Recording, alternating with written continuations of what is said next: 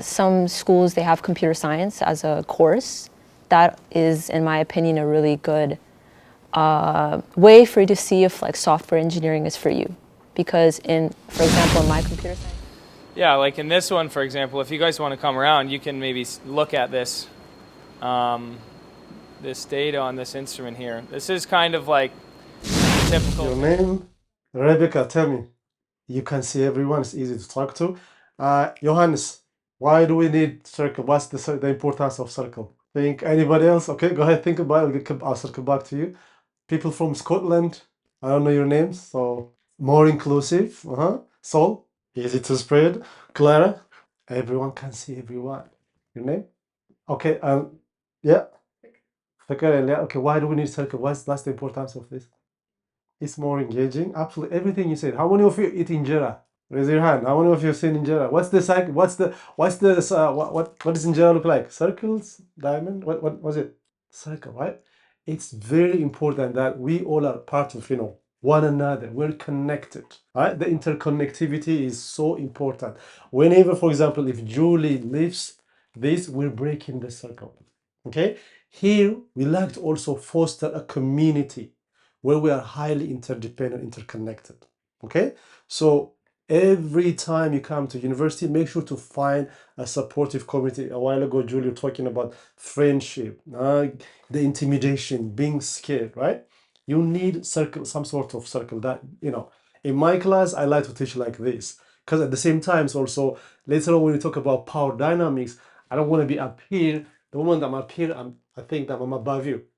The power distribution is like going to be like that. But when we are together like this, we have that sort of balance, a way of sharing knowledge. Less intimidating, people could included, all this type of thing, right? So before coming to university, what is one main role? What's one of your job? What's your job, particularly for high school students? What is your job?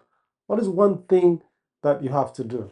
Raise your hand and tell me, high school students, okay? Lul and Kalkidan as well, and also yeah, put the phone away. Actually, I usually take phone. I don't know. I forgot to take phone today. Oh, thank you. What is your job? What's one role? Go ahead. Do the best you can in what? Okay. Do the best you can. What else? What's your job? In the school. Study. Absolutely. What else? Mark? What's one job you have to do? I don't hear you. Have fun. Have fun. What else? Work hard. Your job is to be a good student. Okay? As you mentioned, right? So this is one job your mom and dad requires. Okay? You can have fun, you can enjoy, but at the end of the day, be the best at something you can. Okay, again, what is some of the major destructive force you guys encounter? What is something that distracts students, even adults today? Social media, one. Friends, your name? Sabrina? Okay, what's something that distracts you? Environment. What else? Okay. What else? Yeah. Peer failing.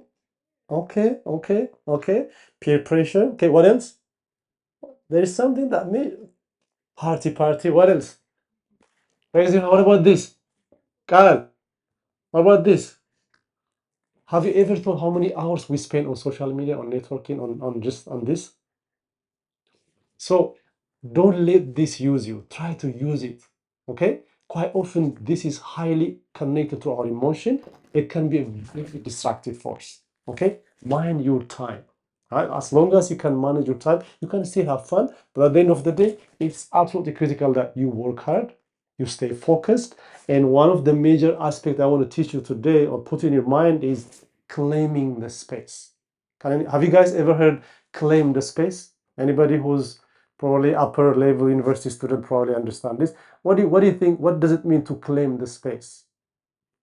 A while ago, Kwame was talking about anti-black racism, anti-racism, those type of thing, right? What exactly how does those? What is claiming the space? Let's start from that. Anybody who can take a stab at it?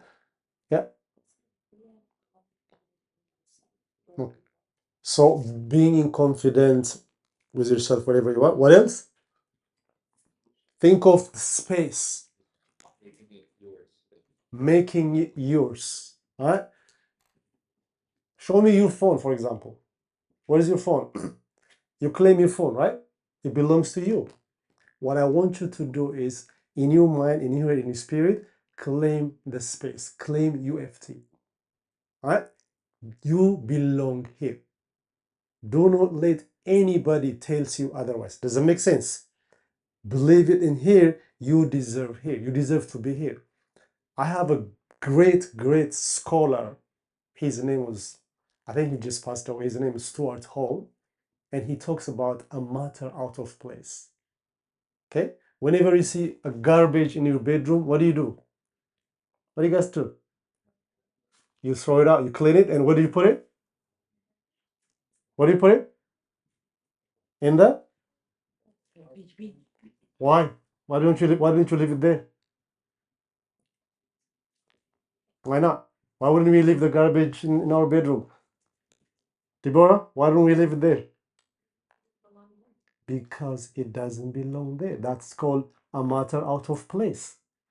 Sometimes some people, because of racial discrimination, because of this misconception, you could be seen as a matter out of place. All right?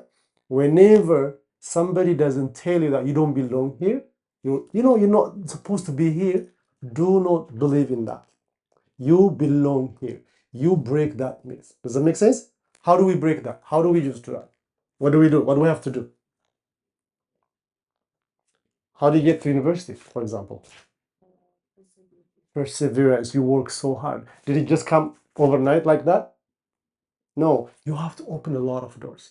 Does that make sense? So there is a lot of work to be done, but at the end of the day, and I want you to understand something. You, first of all, believe you can achieve. Okay? Once you believe you can achieve, and then you work hard, there is a lot of support here. For Mulu to be here and just open the door wide, it's not easy. Okay? It took a long years of hard work, sweat, blood. On top of that, we're standing on our forefathers' head. I know you may not understand here, but people who have been before us have been experienced, so they have experienced significant sorts of subjugation, oppression. Basically, they built America, Canada, but still mistreated, and we're standing on their head. So don't let that go in vain. Okay, this is a golden opportunity that I want you to use it to come here, to work hard, and to be successful. At the end of the day, we want you to persevere using that term. Okay, so the other thing is, Julie also mentioned that universities, colleges have a lot of resources. Quite often in our university, in our college, sometimes bursaries go away because students don't apply. All right, so knock the doors, keep pushing. You could be knocked down, you could be hit down, but just get up and just move on, okay? There is a lot of support, a lot of resource, especially with accessibility. How many of you know of accessibility? People have got different, various abilities, all right? People with disability, people with processing challenge. It doesn't mean that intellectually they are incapable of succeeding. With the proper support, you can be successful, okay? There is always a resource. You need to ask. Reach out, don't be afraid, okay? The last word I want to say is, how many of you know Tupac Shakur? Tupac. This is my boy. I love him so much because he said, always keep your head up. All right? Keep your head up. Despite the challenge, keep your head high up and work hard. You will be successful. If there's any questions, do let us know. Listening to my ramble.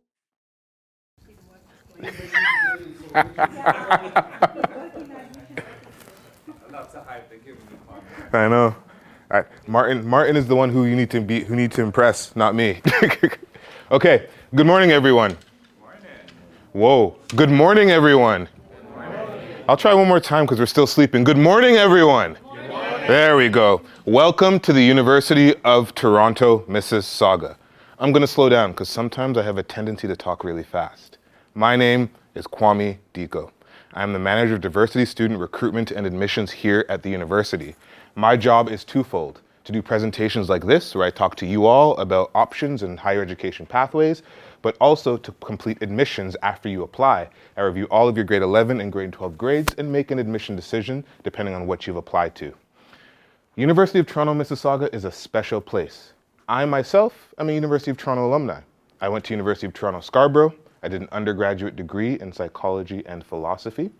I then left and did a certificate at the University of Toronto School of Continuing Studies in cybersecurity management and another one in project management. And now I'm on the tail end of my master's degree. And my research looks at interdepartmental collaboration in higher education institutions. Really, how do we get people who don't like each other to work together? That's what I'm researching. But now that you know a little bit about me, I'm going to tell you a little bit about the University of Toronto. Let's start with our land acknowledgement. We wish to acknowledge this land on which the University of Toronto operates. For thousands of years, it has been the traditional land of the Huron-Wendat, the Seneca, and the Mississaugas of the Credit. Today, this meeting place is still home to many Indigenous people from across Turtle Island, and we are grateful to have the opportunity to work on this land.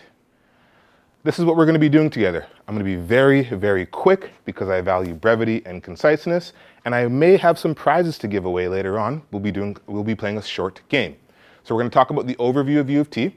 Then we're going to focus on University of Toronto, Mississauga. We'll do our activity, and we'll talk about what next steps may look like for you should you wish to apply to the university. So, I've talked a lot. When I refer to the University of Toronto, which campus do you think I'm referring to? Does anyone know? But before I do that, thank you for sharing space. You all woke up this morning, maybe you drove with the bus, you came here. We really do appreciate you being here and learning a bit more about our campus. As you can see from some of these videos and pictures on the screen, we have a very, very vibrant campus culture. Orientation week is only about a month away, and this campus shuts down, and we make it extremely special for our incoming students, and we hope that you get to experience that one day. Okay, U of T Mississauga by the numbers. We have over 180 programs spanning 90 areas of study. If there's something that you want to study, you can most likely do it here. We have about 18 academic units, and in terms of student body, we have about 11,000 domestic students from all provinces in Ontario, or in Canada and Ontario. We have about 16,000 undergraduate students and 900 graduate students.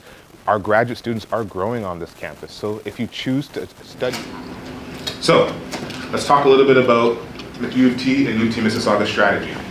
We have invested a lot of time and energy into access, pathways, ensuring that traditionally underserved and underrepresented students know that they belong in the university. This is not coming from just Dr. Mulu or me or Martin. This is embedded in our actual strategy. We have a strategic framework that guides all the work that we do, especially the work that Martin and I do with students. But we also have an anti-Black racism task force put together from a number of different professionals across the university. So we have faculty, we have staff, and we have students that have focused on recommendations that we need to action at all three of our campuses to ensure traditionally underserved and underrepresented students know they belong here and they have a place here. So we're not just doing this off the side of our desk. We are dedicated to doing this work with you. So, more about you. I really want to change your perspective of university. University is not just about surviving. Most folks think that when you join university, you do your 4 years, it's going to be really hard, and then you're done, and thank God that's over. We really want to change the narrative here at U of T Mississauga. We want you to thrive here. There are a number of opportunities here for you, whether it be research opportunities, exchange programs, you can do a psychology. You'd be a research assistant. And I said, how much do I get paid? She said, minimum wage. And I said, okay. And she said, do you know who I am? And I said, I have no idea who you are. She said, I'm Dr. Lynn Hasher, and I run this lab. And I panicked. I accepted the job because this was probably the most important person I've ever talked to in my whole entire life. When I accepted the job, I was working on a study, or I was working to replicate a study that was already done to research why elderly people fall. Now here's where I really need your participation. What do you think I did? How would I research why elderly people fall? You watched elderly people fall a lot? Yes, I kind of did, but give me more details. You're all going to be researchers one day. What did I do? How did I induce falling? Made elderly people struggle. Close. More evil. What did I do? I don't know, you pushed them down. I pushed them? Less evil. I did not push them. What did I do? Last one. Any guesses? It involved a treadmill. Do you think I made them run on the treadmill? No? Yes?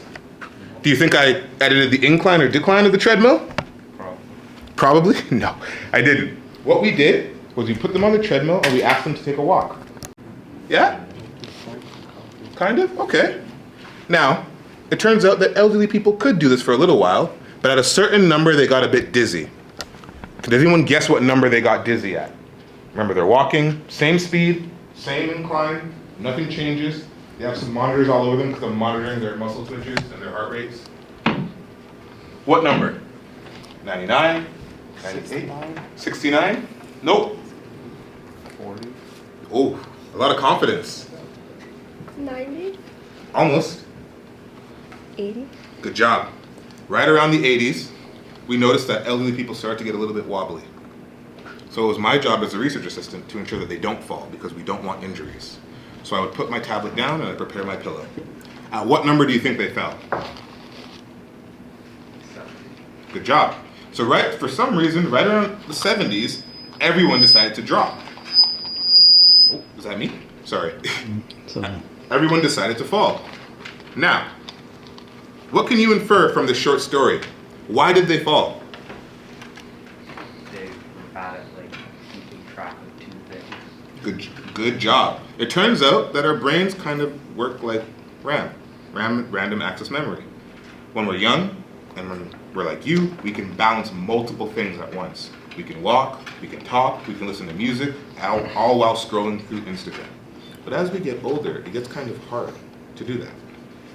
Our RAM deteriorates. We go from maybe 32 gigs at your age to maybe 16 gigs of RAM at my age to maybe 8 gigs when we get older. And then as we age more and more, it gets harder for us to do multiple tasks at once. Our brain does something called offloading, kind of like our computers.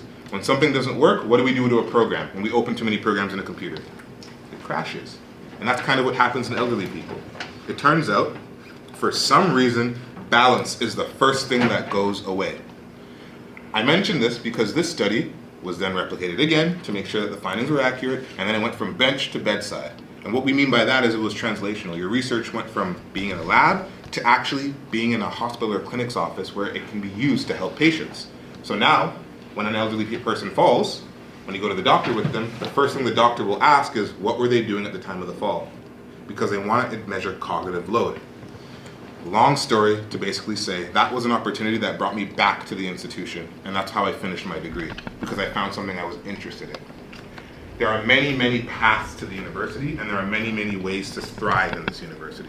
That was just one. There are plenty of stories like this. Maybe the person who invented Buckley's did something similar. Maybe, as you know, U of T always brags about insulin, but also the electric wheelchair as well was something we worked on. So the path to innovation and the path to thriving here is not linear. There are many, many ways to do so. I hear the mic feedback. Is it too loud? Yeah, that is the mixer down there. It's connected. I don't know. Should I go over there? Yeah. Okay, there. no problem. Okay, now, in terms of thriving at U of T, we have a number of organizations for black students who might want to come to the University of Toronto. We have U of T Black Future Lawyers, Black Rockman Commerce, and we have the National Society of Black Engineers, the U of T chapter. These are all student groups to help you get to your end goal. Now, in terms of the intersection between student groups and professional groups, we have the Black Research Network filled with black faculty that would be interested in mentoring the researchers of tomorrow. The Black Founders Network, again, filled with professionals and black faculty who are interested in funding your dreams and providing you with mentorship advice, and the African Impact Initiative for those who want to give back to our homeland. Now, I've mentioned that you can come to my office anytime to talk to me or our student staff about your dreams. This is actually deployed through a formal program called BAE, Black Access to Educational Excellence. We provide sort of pathways guidance, higher education guidance, and with admission advice for students who are interested in going to university. We would love if you came to University of Toronto, Mississauga, but we're here to help you navigate higher education as a whole. So if University of Toronto, Mississauga is not right for you, we'd still love to talk to you, so that way you have a wonderful experience here on this campus. Okay, now for activities. So we're going to play a game called What Can I Do Within or After University? And these are some questions to help you learn about what University of Toronto, Mississauga and U of T has to offer you. I'm going to show the pictures on the slide. I'll do a countdown. First to raise their hand gets to answer the question or give a guess. If you get it right, I go to my office and get you a prize. If you get it wrong, we go move on to the next question. Are we clear? Are we clear? Okay. So, which of these programs offers a 4-week academic enrichment experience for motivated black students passionate about science and engineering? Is it the Blueprint program, the STEM Spark program, or the Innovative Minds program? I gotta do a countdown. Come on, it's gotta make it fair. Okay, on 1, okay? So 3, 2, 1. I think you are correct. So yes, the Blueprint program is an academic enrichment program designed for highly motivated Canadian black students currently in grade 10 and 11 that are interested in careers in STEM. It is hosted at our downtown campus and provides students with information about how to get into university, but also to engage with the university through hands-on lectures and experiences. Okay, this is a bit of an easier one. Which companies were created by U of T alumni? QD Solar, the next generation solar materials company that captures multiple spectrums of light. AdHash, real-time ad trading, kind of like trading stocks. Or Cognitive Science, a new and innovative way to communicate with satellites throughout space. I'll give you a second.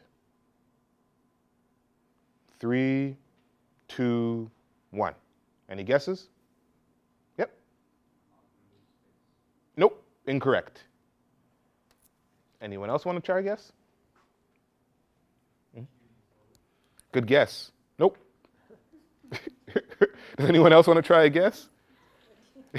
Yeah? Nope. Okay. Who said that? So, Martin, you're not playing. So, I play this game to give you a soft introduction to what you might encounter in your first 2 years of university. There's going to be a lot of multiple choice in your midterms and your finals. Within multiple choice, it's not quite simple. It can be A, B, C, or D, but you might encounter A and E. Is it D and E? Is it none of the above? Is it all of the above? These are all logic cues to help confuse you to make sure that you really understood the material you're absorbing. So, the answer might not be as simple as one thing here. So therefore, it must be, does anyone want to take a wild guess? Good job. So these were all created by U of T alumni. So there is possibility for you to innovate here. So, the iCube at UTM 2024 Desjardins Startup Prize offers this amount of money to recognize, reward, and accelerate the most innovative startups. Remember, building on what we just witnessed. Do they give away $1,000, $10,000, or $100,000? We'll just go first to raise their hand because no one is racing. Yep. Incorrect. 100,000? Good job. So they give away up to $100,000, and as you can see on the screen, here are some of the student startups that have won in 2024. Okay. The University of Toronto has received this much funding to progress life-saving discoveries and to game-changing innovations. $1 billion, $100 million, or $50 million? How much has the University of Toronto received? Yep. You, yeah. Nope, I'm sorry, but good guess though. I like that you're guessing. Yeah. Nope. There you go. $1 billion. So University of Toronto has multiple funding sources across all 3 campuses, but the combined total value has reached about $1 billion that we have utilized across our lifetime to progress game-changing discoveries.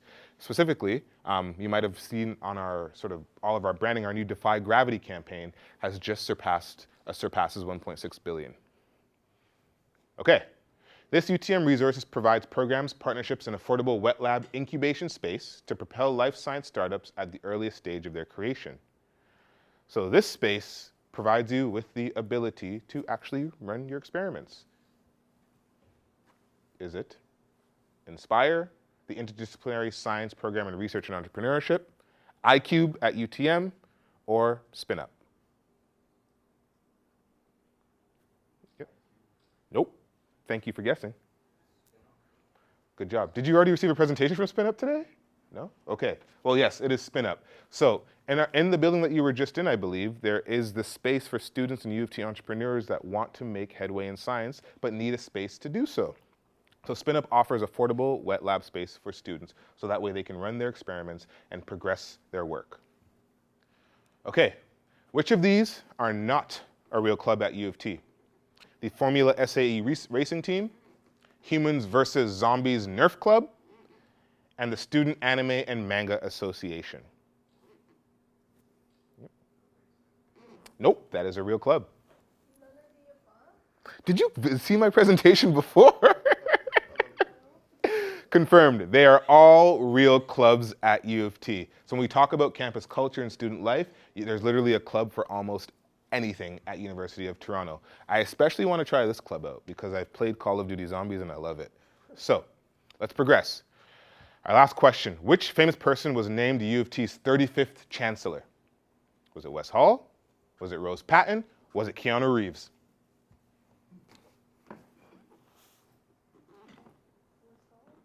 Good job. Wes Hall was just named 35th Chancellor of the University of Toronto. He is a representative and a delegate of the university and pretty much accompanies all the important people in the university somewhere. So you may see Wes Hall the more time you spend on this campus and other campuses as well. Okay. So what's next for you? Continue to discover UTM. We host workshops and presentations like these all the time within student recruitment and admissions. Sometimes we have more prizes, sometimes we have less prizes, sometimes we just have awesome information for you, or we have specialized scholarships that we would love to talk to you about. So please visit our webinar series, visit our office, come see us on Fall Campus Day or March Open House. Keep engaging with the university. If you don't want to leave your house, we have Ask a Recruiter sessions where you can join and speak to myself or other staff about any questions you may have. It's kind of like an open forum for questions.